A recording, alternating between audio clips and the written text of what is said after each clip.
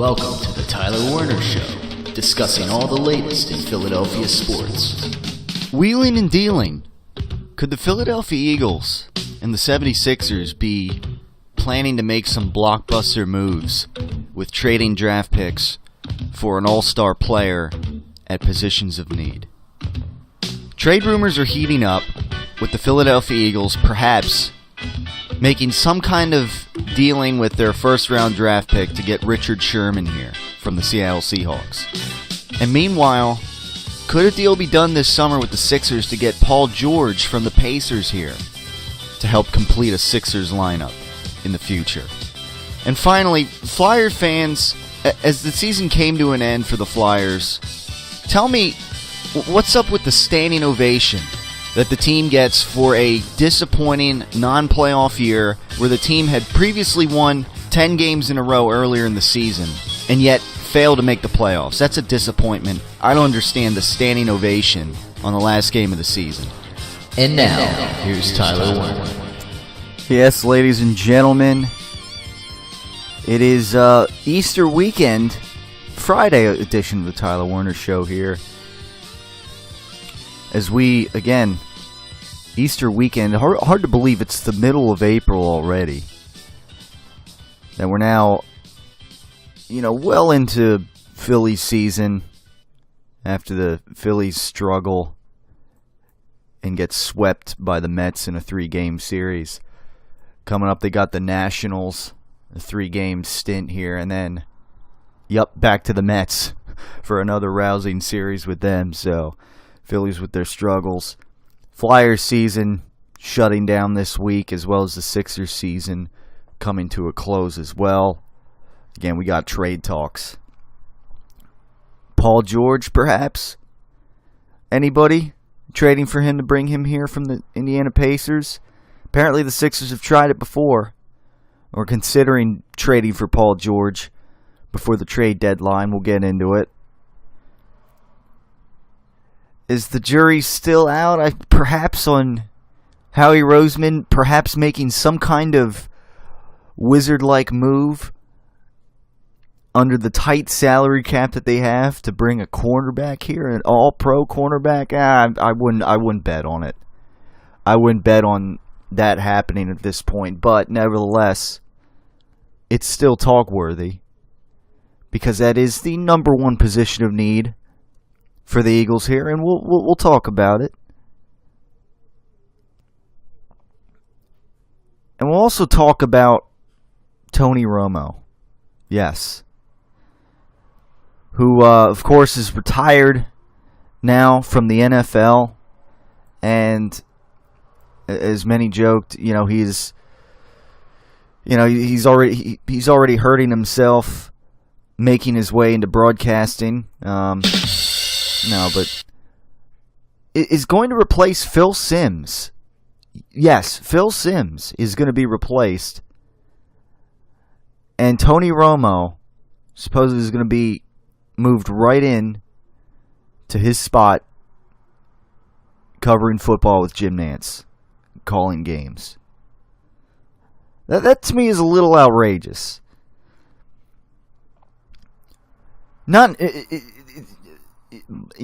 More outrageous than the Dallas Mavericks honoring him the other night, which Stephen A. Smith from First Take found outrageous. But then again, what things out there doesn't he find outrageous that, to me, are usually not as outrageous as they're made out to be? We'll get into that too.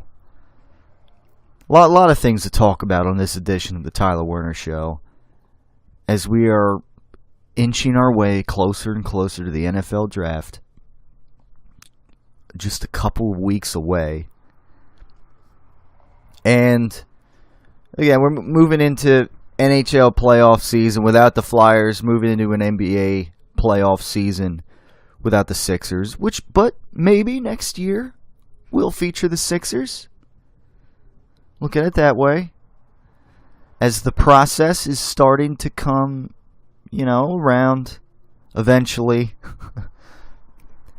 And perhaps next year, we'll be talking about, at this time, we'll be talking about the Sixers in the playoffs. Perhaps not in the playoffs. But again, where do we start other than football talk? Let's talk about that first. There's been rampant rumors that Richard Sherman is going to be traded from the Seattle Seahawks, or that the Seahawks are taking offers. And that with the Eagles, and again, that Richard Sherman may not want to play for the Seahawks next year. And that Richard Sherman has also even joked on Twitter about maybe being traded to the Eagles.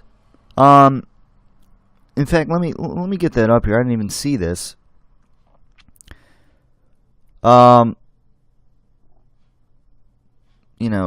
Top or bottom bunk? He questioned. LOL. I don't, with Matthew Scott. I don't know. It's I'm obviously not a big Twitter guy. You never hear me talk about it on the show.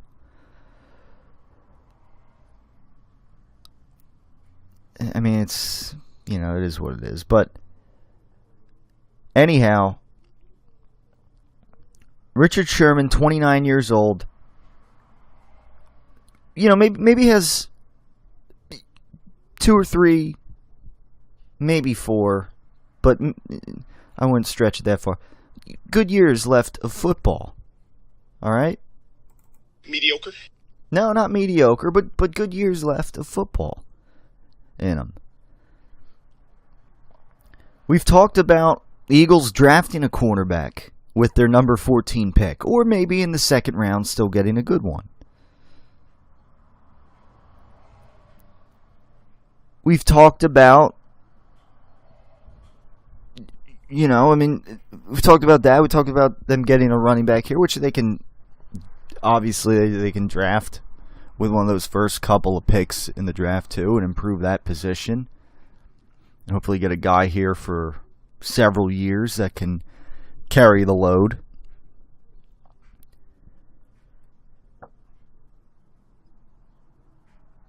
But there's been deals talked about.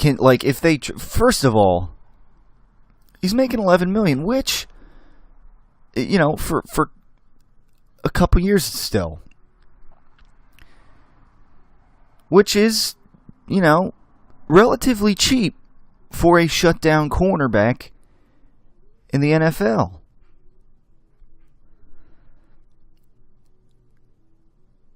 He would immediately improve that position for a few years.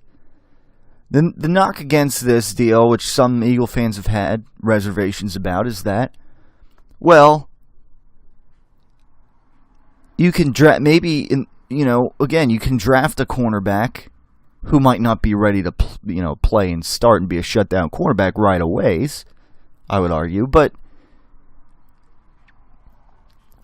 in the long run, you'd have more years out of that cornerback that maybe you can build with. Whereas Sherman maybe only has a few years left at a high level of play in the NFL. So the trade-off, you could still, under the tight cap space, again, Howie Roseman would have to work some wonders here with the salary cap, for one thing. They're sexy, right? Again, that starts with trading Michael Kendricks or getting rid of him, cutting him, whatever, and getting $5.5 million in cap space out of it. Moving, say, Jason Kelce out of here. Again, Howie Roseman would have to be clever once again with the cap space that is so limited here with the Philadelphia Eagles to do this. But, say he was able to clear the cap space. Would you trade Richard Sherman, give your first-round draft pick to Seattle if that was the deal. And I got to be honest with you, I would. For a few years. And again, this is one of these things where people are like, oh, well, why would you do that? Hamstring yourself. The Eagles aren't ready to win. You get Richard Sherman here. I mean, to me, next year with the Eagles is perhaps a playoff year.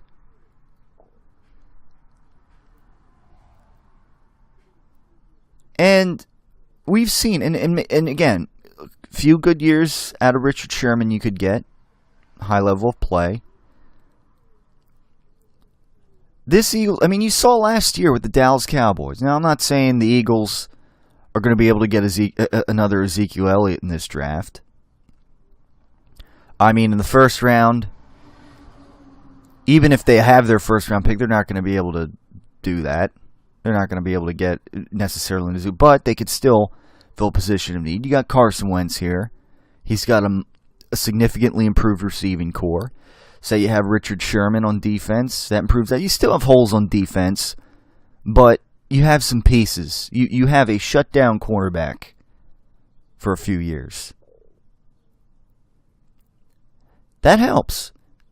And you saw what Dallas was able to do last week. And this was with not the greatest defense in the world by any stretch of the imagination. This was mostly with great play out of Ezekiel Elliott, who was basically the leading rusher in the NFL. Weapons in Dez Bryant, Terrence Williams, a good, second receiver. Jason Witten, still decent, even in his older age in the NFL.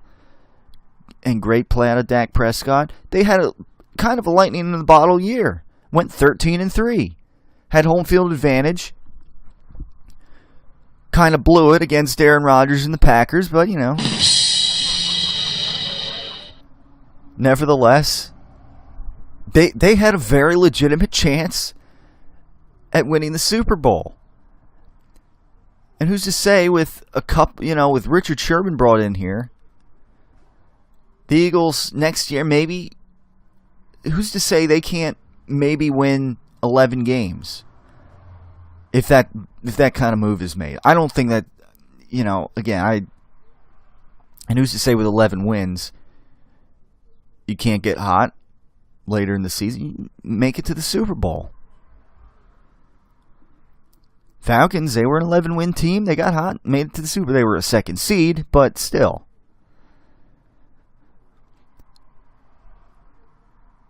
The division could be a toss-up next year if, say, the Eagles were able to get Richard Sherman. And again, the year after that, Richard Sherman still can be playing at a high level.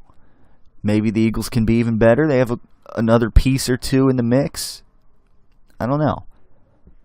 But here's another, and there's also been so with that being said, give up your first round pick to get Richard Sherman straight up. Yeah. So we can also then round off, say you switch with the Seattle Seahawks who have pick number 26. Say you swap first round picks and bring Richard Sherman here. That's even more of a stone cold deal in my eyes. And you wouldn't even be losing a draft pick. You just have a little later pick in the first round. Whether or not that happens, again, remains to be seen. What if the Eagles traded for Joe Hayden from the Browns, who is, again, worst team in football? Could the guy use a change of scenery? You bet your bottom dollar. Joe Hayden, 27 years old. He's actually on a longer deal. His deal, let's see, he signed through the 2019 season and will become an unrestricted free agent in 2020. So he's on his deal for 3 years. He's 2 years younger.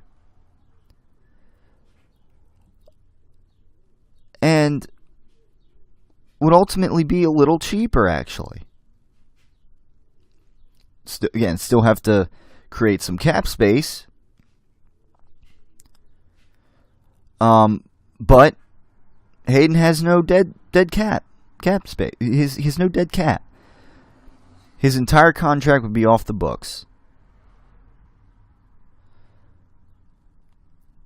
And then when he ends the 2019 season,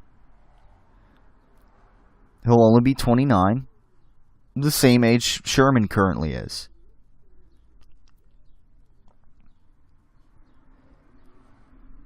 So maybe the Eagles could do that. That hasn't been talked about as much, really. But that's an alternative that I would sign up for as well.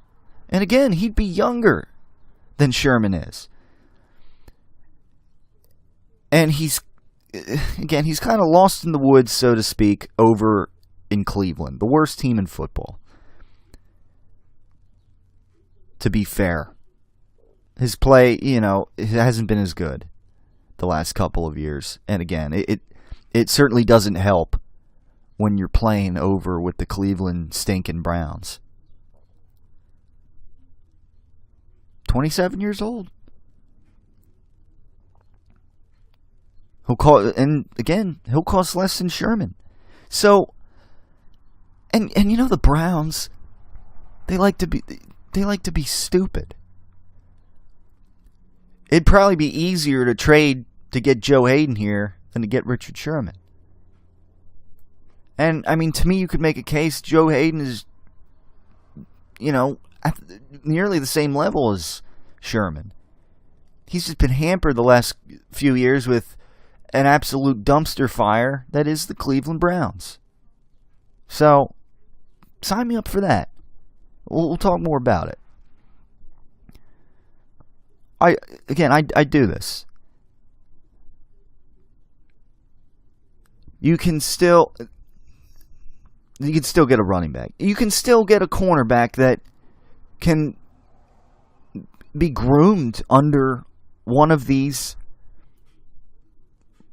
all-pro cornerbacks.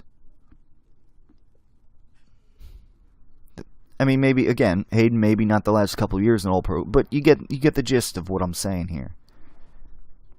Either of them could immediately improve the position for a few years. Hayden maybe for several years. And you can still get a younger cornerback in here. Maybe you can't get a running back then.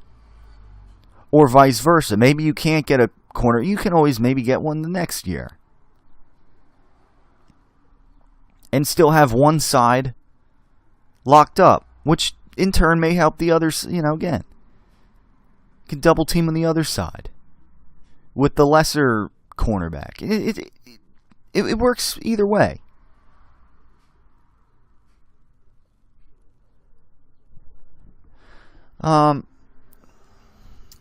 So, that's we'll get back to it. Paul George with the Sixers. Move over to the Sixers here. Supposedly, Sixers. ESPN's Zach Lowe mentioned that the Sixers were one of the teams that the Pacers engaged in trade talks for star forward Paul George. This came out a few weeks ago, actually. If in the off season, George could still be dealt, and if the Pacers want to re-engage the Sixers, the teams could presumably continue discussions around the time of the NBA draft. Apparently, the Sixers were willing to give up a player set for free agency at the end of next season. The Sixers offered Indiana their choice of one of the Sixers' young bigs, which Noel or Okafor, Robert Covington, and at least 2 first-round picks for his services. Now, apparently the Sixers' preference was to keep their own future picks, in typical Sixers style, and move the draft rights of other teams, like those of the Lakers and the Kings, in an effort to protect themselves against George leaving.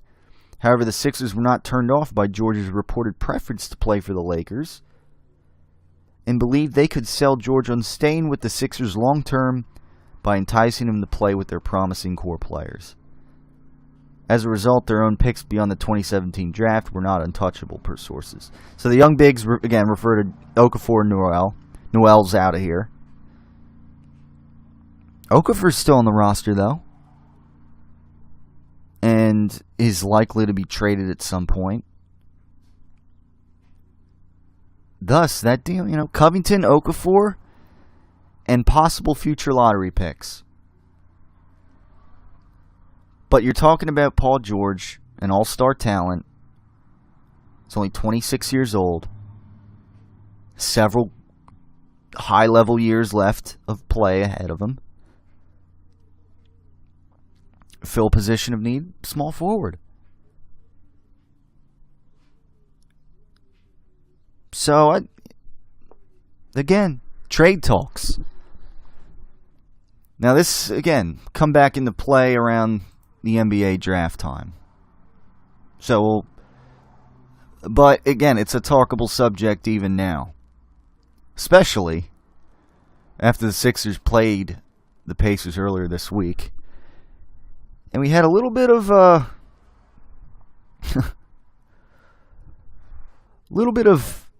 drama with the Sixers' Gerald Henderson and Paul George butting heads.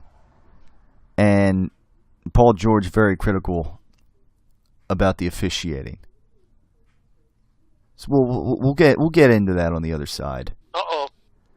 As yeah, it was quite a scene, and it was some audio actually post game of the incident and poor officiating. We also, again, we'll get into the whole Tony Romo thing and what Stephen A. Smith had to say.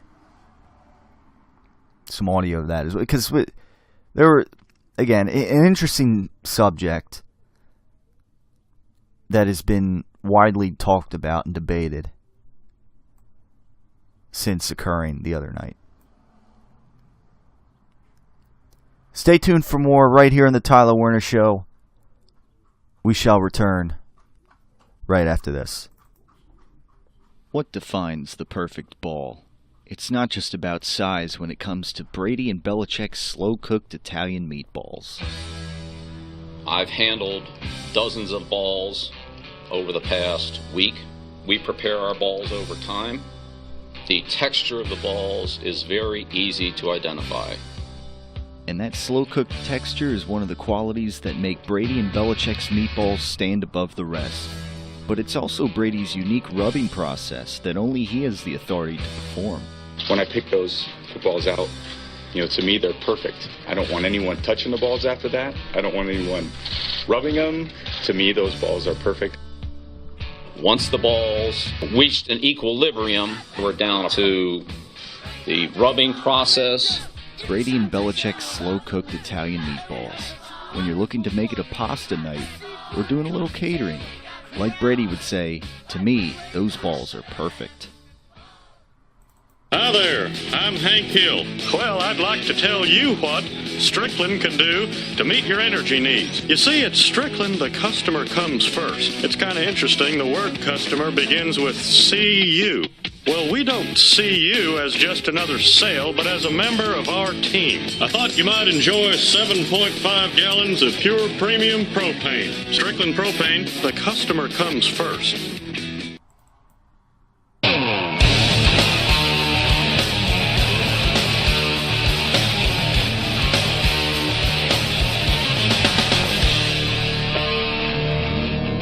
We're back on the Tyler Werner Show on this lovely April 14th edition. Going to be a beautiful Easter weekend. Saturday might be a little cloudy. I think there might be a chance of rain, but Easter Sunday looks like it's going to be sunny and 82 degrees. So how about that, ladies and gentlemen? It's going to be a warm... It'll be a hot Easter Sunday this year. And again, even Easter's a little later, in the kind of mid-April than it was last year.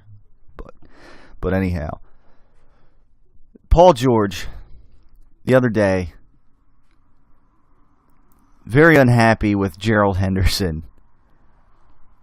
and the officials after the Sixers lose to the Pacers. And again, watching that game, it's one of those things, like Paul George, it brings up those discussions of bringing, trading for a guy like Paul George, which I'd be all for. Again, unhappy with officials, unhappy with Gerald Henderson. His frustrations culminated in a post-game rant, which will play audio here in a moment, following the Pacers' 120-111 win over the Sixers Monday. And I'm watching the instrument, and I can see why. I can see why Paul George was unhappy. It looks like Gerald Henderson, he just unnecessarily, whether he was purposely, it just seems like he's flailing his elbow, and Paul George gets nailed pretty hard. And again, whether it was on purpose or not, it just looks, on Gerald Henderson's part, it just looks, kind of reckless, or it just, I don't know, I don't want to say clumsy, but yeah, kind of just reckless. So with 5:08 left in the game, Henderson then grabbed George as both hit the ground. The referee whistled double technicals, and of course neither player agreed with the call.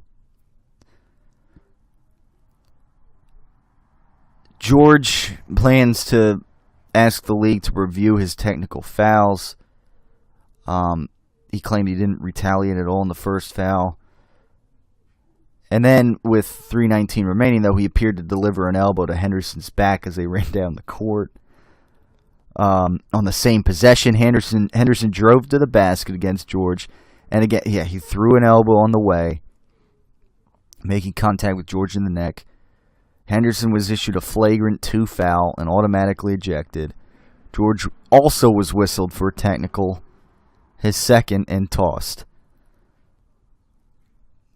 George saw it differently. Being ejected left him fuming over the calling of the game.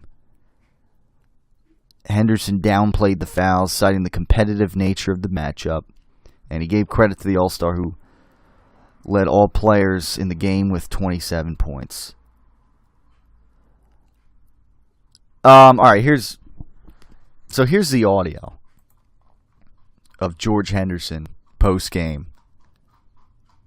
and it is censored. So here we go.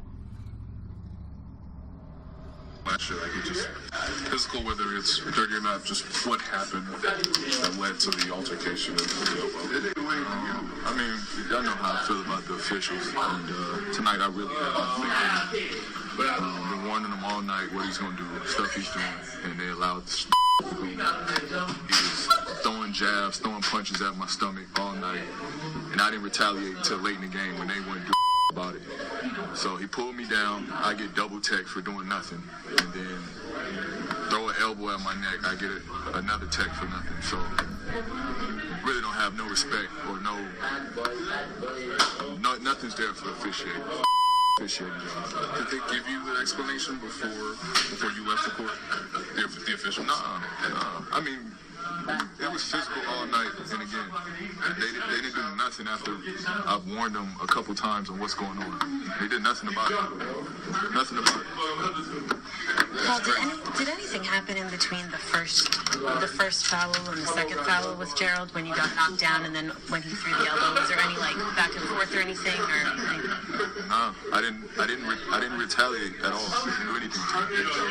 Are you more upset with the officials or Gerald at this point? I don't care about him. It's the fact that they let him do that. That's the problem I have. It's the fact that they allow him to do that, and I'm the one that get the technical for the. Oh man! All right, so there was Paul George in the post game there, not happy with the officiating. Probably more so with letting probably more so than Henderson doing that stuff, but. He said, again, they get into it, but I challenge anyone to challenge me on this. I ask it's rolling right into Stephen A. Smith. We didn't get to that yet, but see, even on my show, the guy wants to talk when not ready to have him talk yet. But anyhow, wouldn't it be funny though if they got Paul George here and then Henderson on the same team? After a little scuffle of sorts or incident like that, going toe-to-toe against each other the other night. Sixers taking on the Pacers. Sixers falling to the Pacers. Again, would you bring Paul George here? If it meant the Sixers, who are probably looking like, depending on how the draft lottery turns out, and there's simulators for how the picks could turn out, in this year's draft lottery. Sixers, could they get 2 picks? I mean, even perhaps 2 picks in the top 6 or 7 spots. I mean, what if they were to get lucky and get pick number 5 and once again also get pick number 1 in this year's draft? I'd say that odds are against that. 2 years in a row, them getting the first pick in the whole draft. But what if, what if the Sixers were able to get that lucky once again? I don't see that happening. But they they've been losing these last games, which is, for the sake of the draft, good. Because again, these are games that at this point they became meaningless. In terms of what they had to gain this season, what they were really competing for, and the draft, where they could better themselves in the draft, really, by just losing naturally. Or, some might call it tanking. But again, I at this point, it's, to me, more kind of just losing naturally. Without Embiid out there, no Ben Simmons this season, and Dario Saric kind of playing it safe with him, restricting him after last week. It is what it is.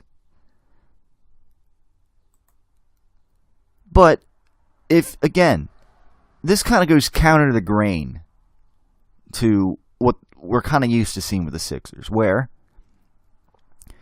they have draft picks, which they can get some great prospects with, but you could get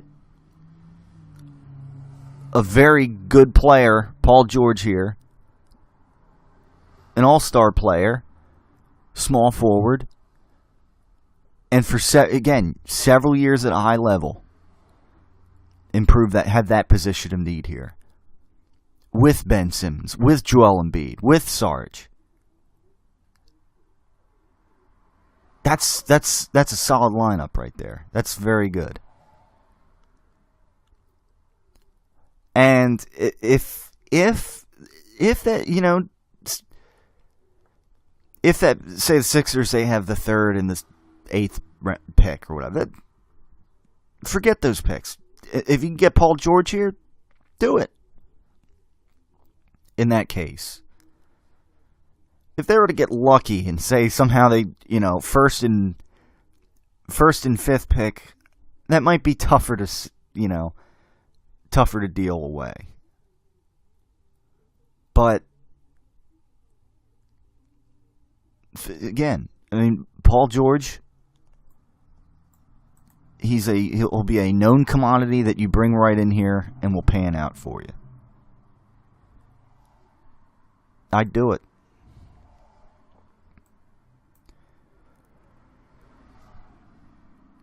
So again, we'll let's see what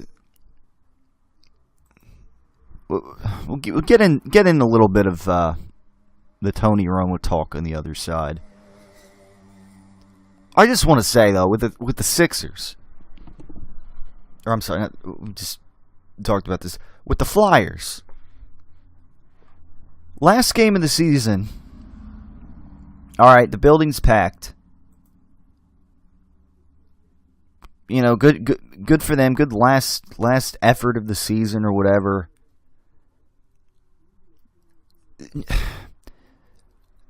And I mentioned this in the past few weeks as the Flyers season was more and more apparently coming to its close without a playoff berth. As it was becoming more apparent. Season disappointment. I don't care how you slice it. I don't care if you want to give, this guy some leeway, Coach Dave Hextall some leeway, Claude Giroux some leeway. I don't see how you could give him leeway or give whoever leeway you want. I don't see how this season was not a disappointment for the Flyers.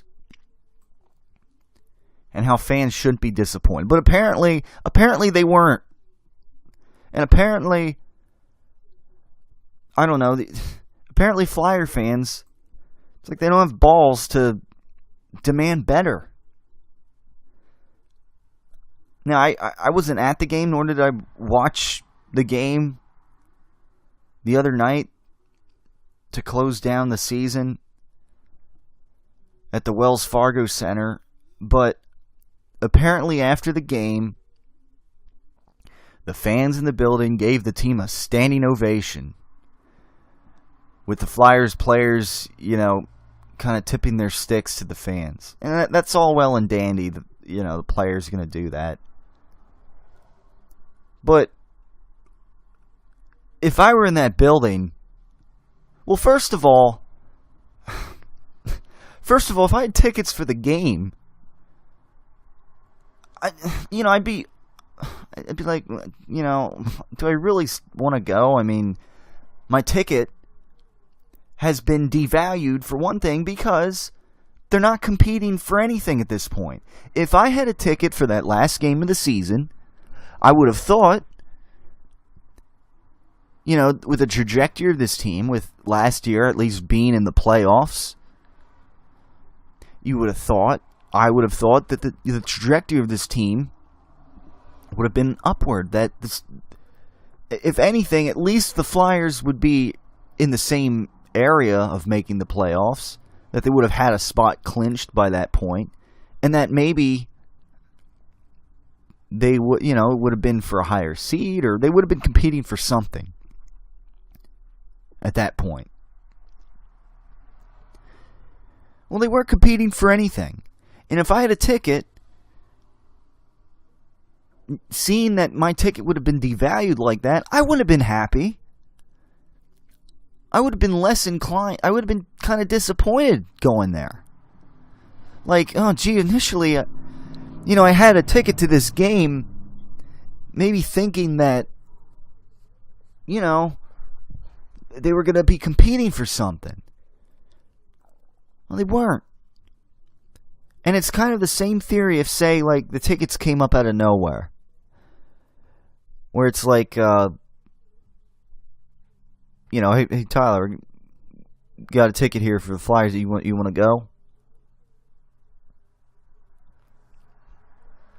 You pay for your ticket or whatever. Pay me for your ticket. It's like, well, I'd be less inclined to go, certainly, knowing that they don't have anything to compete for. Whereas last year, at this time, they did. And it'd be more incentive for me to go.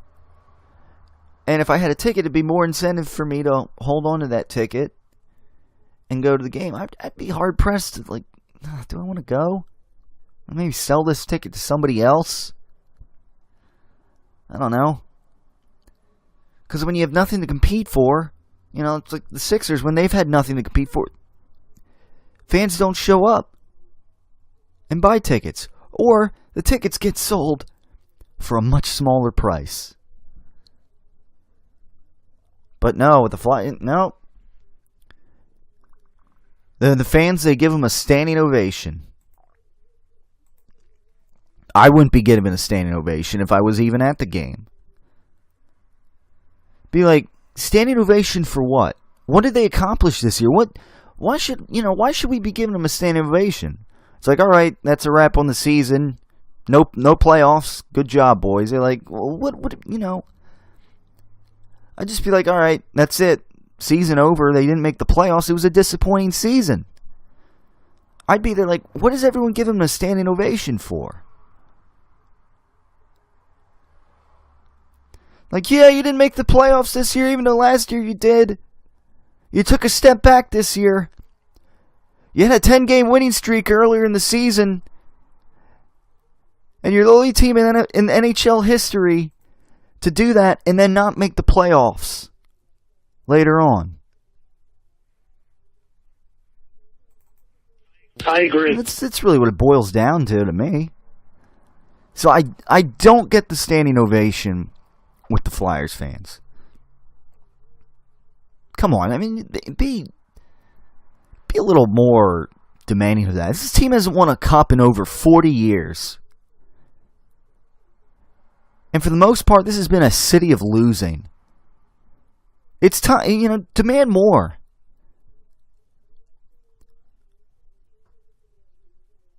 I mean, Eagles, we're demanding better here.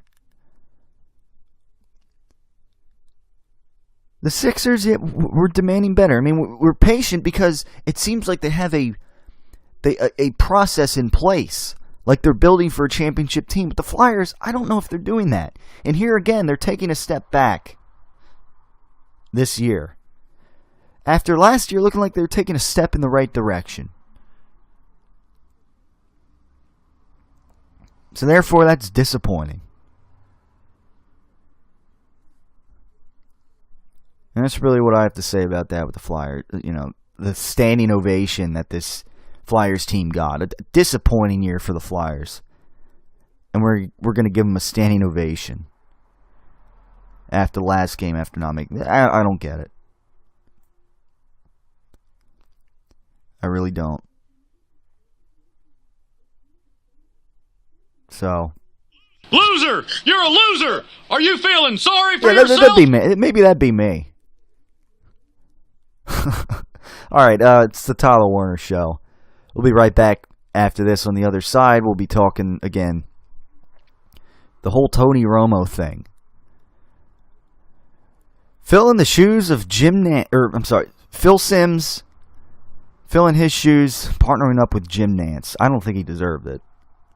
And the Stephen A. Smith drama, if you will, after Tony Romo was honored by the Dallas Mavericks. We'll talk about it right here on the Tyler Werner Show. #1 box office attraction, #1 WWE superstar, multi-time WWE champion, Brock Lesnar. Time to revamp your office space, eh? Looking for an interior decorator? Look no further than Brock Lesnar. Now that's the way a real man uses a sledgehammer. Out with the old, in with the new. Give Brock Lesnar and Paul Heyman a call. Mr. Lesnar, you're the future interior decorator. I think we're done. It's no big news flash that many people, you included, eat as a way to medicate themselves. You can choose to worry about it or not. You can choose to panic about your situation or not. It's clear what you must do in order to make important changes. 5 letters here. RELAX. Relax. We're going to be okay. In order for you ever to effectively figure out and map how to get to where you want to go, you have to first know exactly where you are starting. RELAX. Relax. You have to be willing to change what you're doing. You can change your behavior.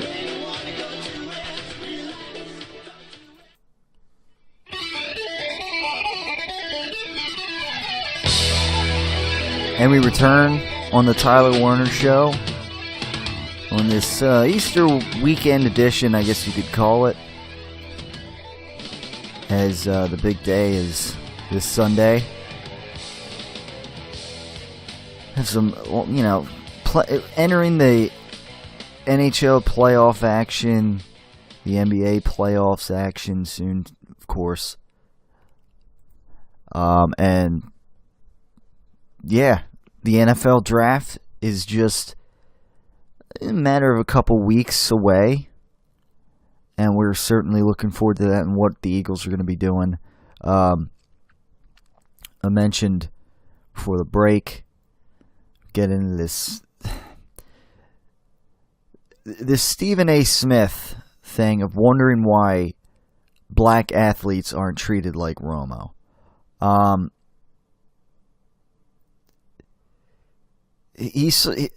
guess apparently, we'll play the audio here in a second. He saw a racial discrepancy. And it's, I don't totally understand what makes, like, where he brings this up, and I think it's kind of a shame, because I think him making a racial issue out of this kind of detracts from real racial issues out there. And he's basically said that he's never seen a black athlete treated in such a way, which sparked an intense debate with Will Cain. I mean, I don't... Look, I think it might have been a little overkill with what the Mavericks did. Like, I'll just say this. Tony Romo, again, 2 playoff wins in his entire career.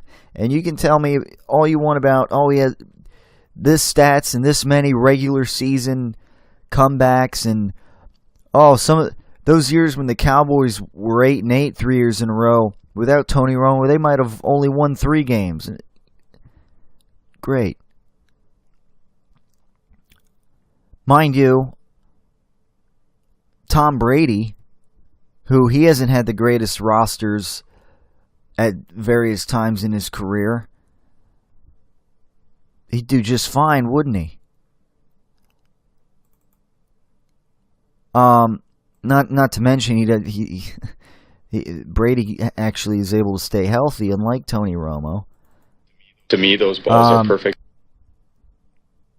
So again, I will never understand. Like, if Tony Romo was here and he only had 2 playoff victories,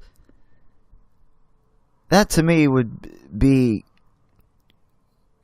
like a disappointment. If you were basically the starting quarterback for all those years, for as long as Romo was, and only had 2 playoff wins to show for it, that's disappointing.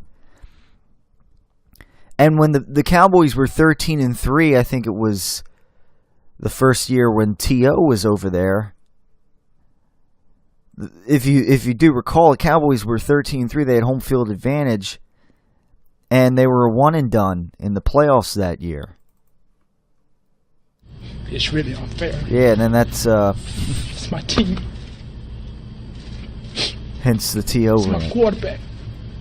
T.O. breaking into tears and trying to stick up for Tony Romo after that disappointing end to what was looking like a possible Super Bowl run for the Cowboys. But anyhow, I mean, the Mavericks are going to do this, even though it's overkill.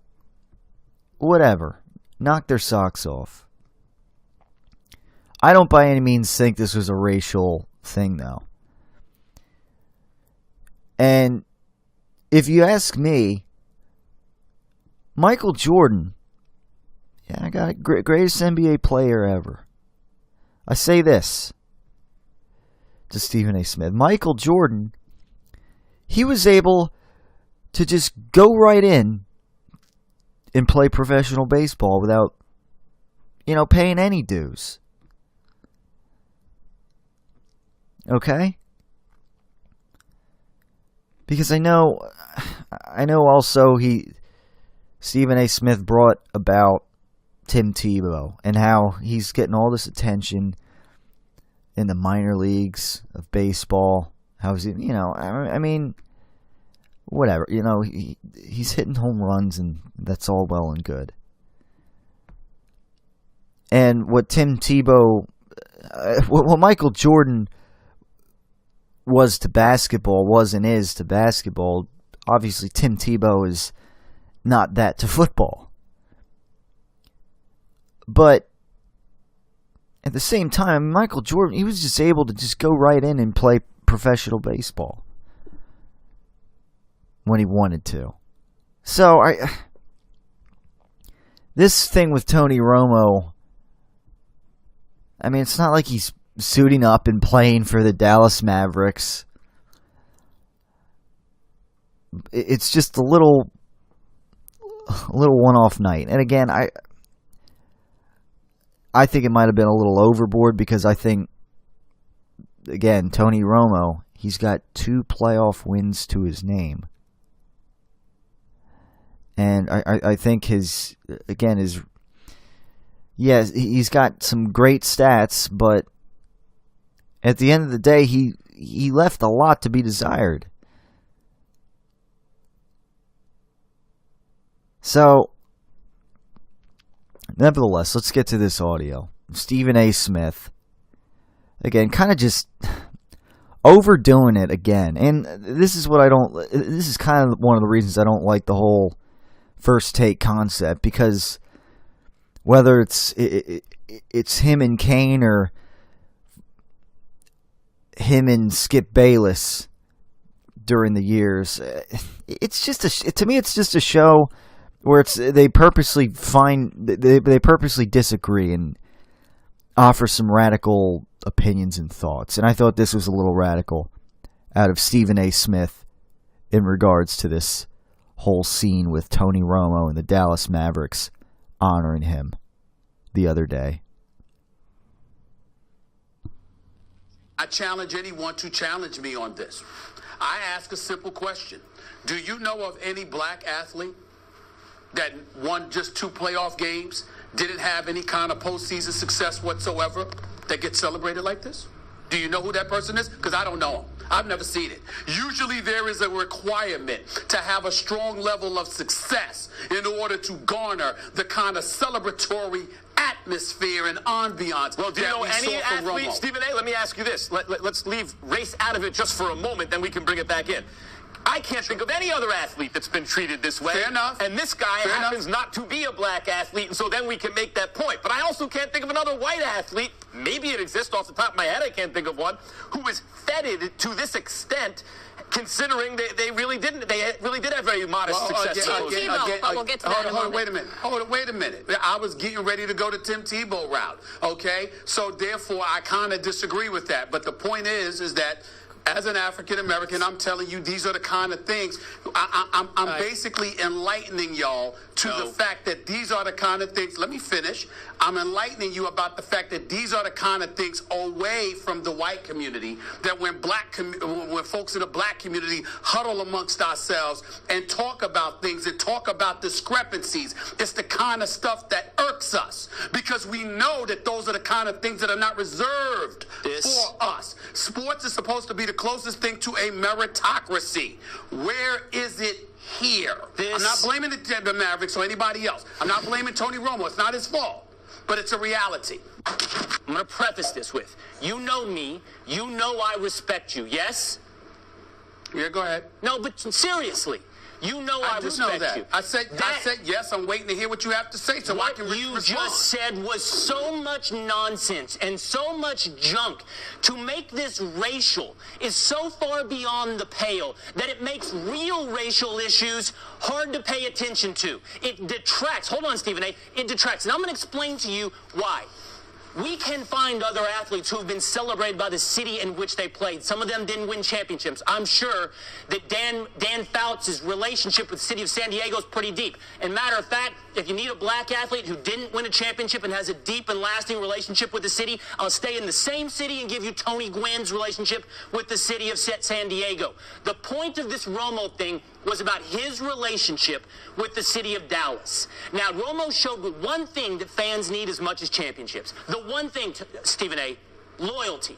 He gave interviews years ago that said, I would not like to go to another city and win a Super Bowl and then not have it happen here in Dallas. And when he retired this week, he said, I don't want to play for Houston. I want to end as a Dallas Cowboy. As fans, and by the way, this is what sports is. It's fans in cities rooting for their local teams. As fans, that's the highest honor you can give. I need you to hurry up so I can reciprocate respond. our loyalty. Well, I'm giving you the real reason this happened. You're telling me about giving you I need to respond. I need to respond to it. You don't get to just chirp and talk about what we're supposed to feel, and I don't get a chance to respond. What the hell do you think this is? Let me be very, very clear. You're not black. Don't think for 1 second you get to tell me how to feel. That's number one. Number two, when you tell, I specifically said, I'm not pointing the finger at the Dallas Mavericks. I'm not pointing the finger at Tony Romo. I said to you, outside of the white community, when black folks sit amongst ourselves and we talk about discrepancies and things that are accorded to one sort of segment of the populace, but not others, it resonates with us. You are in no position Stephen to A. question Hold on. You know what? Enough! All right, it's just again. I mean, I kind of agree with Kane here. I mean, for whatever it's worth, the relationship that Tony Romo has with the fan base, you know, that's all well and dandy. You know, they have a nice fan-player relationship with them. That's all well and good. I mean, again, 2 playoff wins here in. No, when you're a Dallas Cowboys fans and you have 5 Super Bowls in the bank that you like, even though it's been a long time since those Super Bowl rings have come upon them, it's a lot easier to, I guess, have a good relationship with a quarterback who only has 2 playoff wins and is known more for getting hurt than what he's, you know, been able to do on the field. Or at least that's how we outsiders kind of see Tony Romo, and you know, just see that all the NFL memes out there in regards to Tony Romo. So I don't. The whole racial thing, I don't buy it, and you know, it's one of those scenes to me that just kind of makes Stephen A. come off as a blowhard when he says something like that. It's just an extreme, like, come on, it's overkill right there. Really making something out of nothing, at least as far as I'm concerned. And you know, if the Mavericks want to honor Tony Romo, that's all well and dandy. Whatever. I don't think it's anything racial. For whatever reason, you know, then there's you throw the whole Donovan McNabb thing in the like, oh, Donovan McNabb, he's had more playoff wins. And you'd argue, you know, more success than Tony Romo has, and we don't have a good relationship with him here. Well, again, we have 0 Super Bowls. And he was, 1-4? In conference title games, whatever, 1-3, 1-4, whatever the number is. So it is what it is. So that's pretty much going to wrap things up for the Tyler Werner Show. As we head to the draft, again, I mentioned earlier that one of the main topics of the show today was, were the Eagles perhaps going to make some kind of miraculous deal to get Richard Sherman here. And if you're the Eagles, would you not try? Would you not want that? To me, it's kind of, if you can get Richard Sherman here and only give up your first round draft pick, I mean, that's probably a no-brainer. Or Joe Hayden, maybe even more so. I don't know. That's just me. And then guess what? In the next year, you can always get if you draft a cornerback. Say you don't draft a cornerback this, you can groom one under Richard Sherman then. And people will say, "Oh, well, how did when they brought Nnamdi Asomugha here? How did that work out?" He didn't even want to. He came here and it's like he didn't even want to play football. He at that point in his career, he was mailing it in. And, Byron Maxwell, another, oh, look what happened with him. And he really didn't pan out here. And Richard Sherman, a bit more of a known commodity. And I think Joe Hayden, you can also make the same case.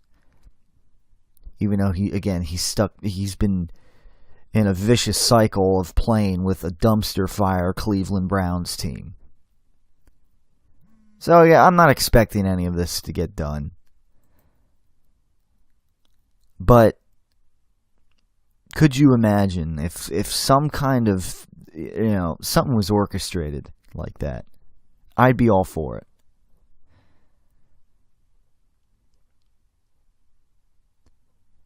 But we'll just have to wait and see. The NFL schedule should be coming out, I believe, maybe in the next week or so. And we'll discuss that when it does. I was thinking maybe it was coming out this week. I guess not. And we'll get to see kind of the flow of how the ebb and flow of the schedule for the 2017 Eagles season, pre-draft. Or at least I'm thinking it'll be, before the draft. So when that comes around, we will talk about it right here in the Tyler Werner Show, as well as other pressing Philadelphia sports matters. So that's going to wrap things up. Everybody have a happy Easter if you celebrate Easter, which I would think are most listeners. If you don't, then I guess just have a great weekend, if that makes any sense. How was your weekend? Yeah. We'll be back talking the Tyler Werner Show, Philadelphia Sports Talk, as always. Peace out.